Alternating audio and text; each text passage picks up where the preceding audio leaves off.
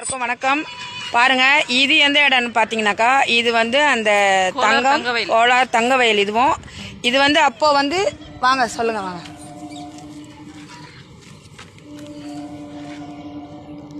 இது வந்துட்டு தங்கம் அரைக்கிற மில்லு. இது கீழேருந்து கல் எடுத்துன்னு வந்துட்டு மிஷினில் போட்டு அரைச்சி அதை மண் மாதிரி ஆக்கி அதுலேருந்து தங்கத்தை பிரிக்கிற இடம் இது.